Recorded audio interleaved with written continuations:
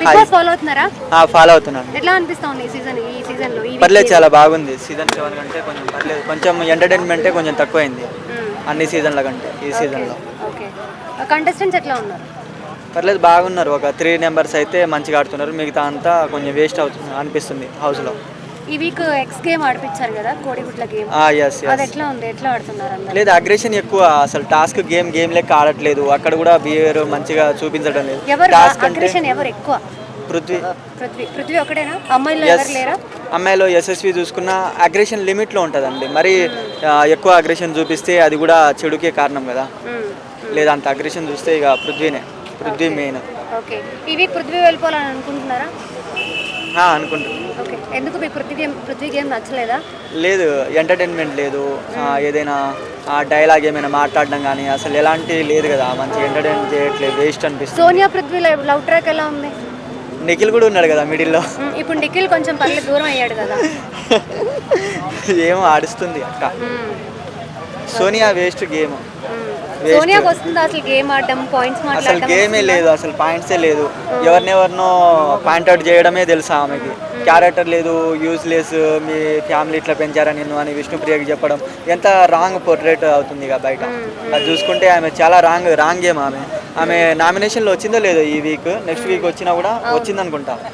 Compulsory eliminate అవుతుంది. యష్మి గౌడ్ ఎలా ఆడుతుందండి? Yashmi Goud okay, aggression కొంచెం బిహేవియర్ కొంచెం తేడాగా కనిపిస్తుంది ఎటు చూసినా. కాకపోతే కొంచెం మార్చుకుంటే ఎమోషనల్ పరంగా వెళ్తే మంచిది. అదే అగ్రెషన్ ఒకరిని తక్కువ చేసి చూడడం, నేనే ఎక్కువ అన్నట్టు ఫీల్ అయితే అది కంపల్సరీ అది ఎవరికి నచ్చదు. ప్రేరణ ఎలా ఆడుతుంది?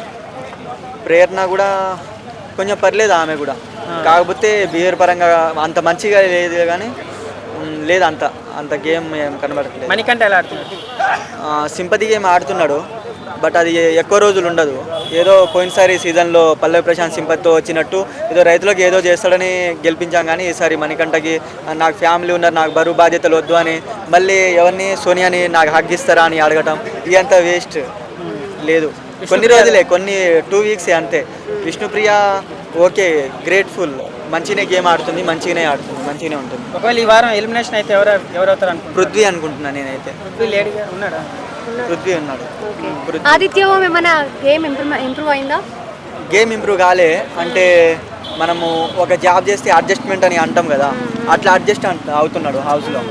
ఏదో నార్మల్గా పైకి పృథ్వీ వద్దు, నిఖిల్ వద్దు అని చెప్పి, వద్దు అనే కాడికి ఎందుకు, నువ్వే వెళ్ళి ఆపొచ్చు కదా, నువ్వు గేమ్ ఆడొచ్చు కదా, నీకు శక్తి బలం ఉంది కదా. అయినా అట్లా ఆపడానికే ఆడుతున్నాడు. ఓకే, 2 క్లాన్స్లో ఎవరు బాగా గేమ్ ఆడుతున్నారు? 2 క్లాన్స్లో అండ్ నిఖిల్ అండ్ నబిల్ వేరే లెవెల్ గేమ్ మంచిగా ఆడుతున్నాడు. ఆయన ఎలిమినేట్ చేయడం జరిగింది గేమ్ ఆడకుండా, అంటే వాళ్ళు టాస్క్ గెలవడం వల్ల. నబిల్ మంచిగా ఆడుతున్నాడు. మంచి గేమ్. నేను ఎక్కువ ఓటు ఆమెగా చేస్తున్నా. కిరాక్సిత మంచిగా ఆడుతుంది. నైనిక అంత కనబడట్లేదు గేమ్లో, ఏదో సేఫ్ గేమ్ నార్మల్గా ఆడుతుంది అంతే. టాప్ 5 నబిల్, కిరాక్సిత, నిఖిల్ అండ్ విష్ణుప్రియ. ఇంకో ప్లేస్ ఇస్తే